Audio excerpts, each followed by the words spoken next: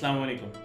किसी अक्लमंद शख्स ने कहा था कि डायबिटीज़ एक ही वक्त में एक मुखलिस दोस्त या जानी दुश्मन साबित हो सकती है। अगर आप इसको अपना दोस्त बना लेंगे तो ये आपको उम्र भर दूसरी तमाम बीमारियों से बचा कर रखेगी, और अगर आप इसे अपना दुश्मन बना लेंगे तो फिर ये ऐसी दुश्मनी निभाएगी कि आपको कब्र तक पहुंचा कर ही दम लेगी।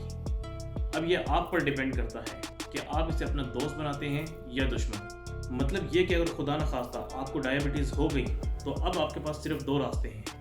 पहला तो ये कि आप अपने उसी लाइफस्टाइल पर चलते रहें जिस पर चलने की वजह से आपको डायबिटीज़ हुई है, और आहिस्ता आहिस्ता मज़ीद बीमारियों में घिरते चले जाएं। दूसरा रास्ता यह है कि अब आप अपने लाइफस्टाइल में मेजर तब्दीलियाँ लाएं। एक्सरसाइज को नमाज की तरह अपने पर फ़र्ज कर लें और अपनी डाइट में से उन तमाम चीज़ों को निकाल दें जो आपकी सेहत को मज़ीद ख़राब कर सकती हैं। यकीन कीजिए कि अगर आप अपनी डायबिटीज़ को एक्सरसाइज और डाइट के ज़रिए मैनेज करना सीख गए तो दूसरी बहुत सी बीमारियों से खुद ब खुद छुटकारा हासिल कर लेंगे।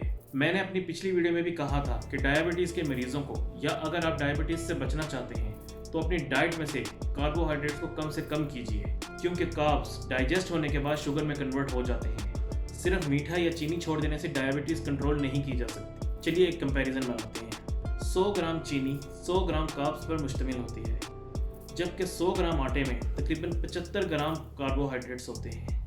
इसी तरह 100 ग्राम चावलों में तकरीबन 30 ग्राम कार्ब्स होते हैं। अब आप खुद सोचिए कि आप दिन भर में आटे और चावल का कितना इस्तेमाल करते हैं। हमारा नाश्ता ब्रेड स्लाइस या पराठे पर मुश्तमिल होता है। साथ में हम दूध वाली चाय या कॉफ़ी पीते हैं। दूध में भी कार्बोहाइड्रेट्स होते हैं। इसी तरह दोपहर के खाने में हम रोटी या चावल खाते हैं, और फिर रात के खाने में भी यही सब कुछ। एक आम शख्स दिन भर में 3 रोटियां तो खाता है। 3 रोटियां का मतलब कि हमने दिन भर में अपने अंदर 150 ग्राम शुगर डाल दी। अब आप खुद अंदाज़ा लगाइए कि चीनी तो हमने छोड़ दी, लेकिन रोटी और चावल की शक्ल में हम कितनी चीनी अपने अंदर डाल लेते हैं। हमारी बॉडी कार्ब से मिलने वाली शुगर को भी वैसे ही ट्रीट करती है जैसे वो नॉर्मल चीनी को करती है। तो सबसे पहले हमें जितना हो सके कार्ब्स को माइनस करना होगा, यानी अपने खाने में से रोटी, चावल, मैदा या गंदम से बनी हुई कोई भी चीज़ उसे निकालना होगा। हर तरह के बेकरी आइटम से परहेज़ करना होगा। हर तरह के डिब्बे की खुराक से परहेज़ करना होगा। डिब्बे की खुराक में मौजूद केमिकल्स हमारे जिगर और पैंक्रियाज के लिए बहुत ख़तरनाक साबित हो सकते हैं। अब आप सोच रहे होंगे कि अगर रोटी और चावल छोड़ दिए तो खाएंगे क्या? चलिए इस पर भी बात करते हैं। सबसे पहले तो अपनी रूटीन को एकदम से मत बदलिए, बल्कि इसमें आहिस्ता आहिस्ता तब्दीली लाइए। मिसाल के तौर पे अगर आप एक वक्त में 2 रोटी खाते हैं तो पहला हफ्ता 2 की जगह 1.5 रोटी खाइए। इसी तरह अगर आप चावल खाते हैं तो उनमें थोड़ी सी कमी लाइए। इसी तरह अब एक हफ्ता गुजरने के बाद 1.5 रोटी की जगह 1 रोटी खाइए, और इसी तरह आप हफ्तावार अपने खाने में से रोटी और चावल की मिकदार को कम करते जाइए, और इस रोटी और चावल की जगह अपने खाने में सैलेड का इस्तेमाल बढ़ाइए। खाने से पहले 1 प्लेट सैलेड की खाइए। सैलेड शुगर के मरीजों के लिए बहुत फ़ायदेमंद साबित होती है।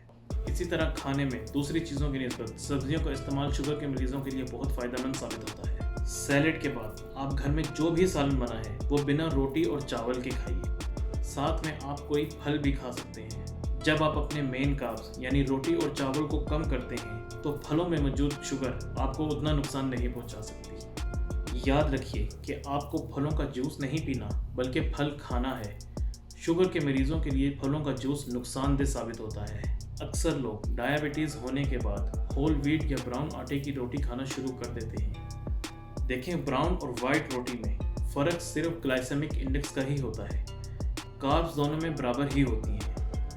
इंशाल्लाह कुछ दिनों में मैं मल्टीग्रेन आटे पर एक वीडियो बनाऊंगा कि जो लोग कुछ भी करके रोटी नहीं छोड़ पा रहे वो आम आटे या ब्राउन आटे की जगह इस आटे का इस्तेमाल कर सकते हैं। इसके साथ साथ हर खाने के बाद 10 से 15 मिनट की वॉक को अपनी डेली रूटीन का हिस्सा बनाइए।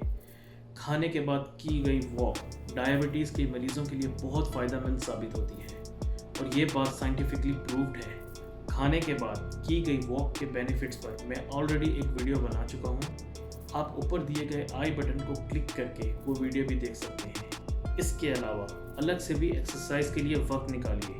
आपको जो भी एक्सरसाइज पसंद है आप वो एक्सरसाइज कीजिए, लेकिन एक्सरसाइज ज़रूर कीजिए। अगर आपको वॉकिंग पसंद है तो वॉक कीजिए। अगर आपको कोई खेल पसंद है जैसे फुटबॉल या क्रिकेट वगैरह तो वो खेलिए। गर्ज जिस्मानी मशक्क़त ज़रूर कीजिए। अगर आप लोग मेरी राय जानना चाहेंगे तो मैं डायबिटीज़ के मरीज़ों के लिए सबसे बेहतर एक्सरसाइज वेट ट्रेनिंग को समझता हूँ, यानी वज़न उठाने वाली एक्सरसाइजेस। वेट ट्रेनिंग के बेनिफिट्स पर मैं आने वाले दिनों में एक वीडियो बनाऊंगा और उसमें मैं ये भी एक्सप्लेन कर दूंगा कि क्यों वेट ट्रेनिंग डायबिटीज़ के मरीज़ों के लिए दूसरी एक्सरसाइजेस की निस्बत बेहतरीन एक्सरसाइज है। मैं उम्मीद करता हूँ कि आपको मेरी ये तमाम बातें समझ आई होंगी।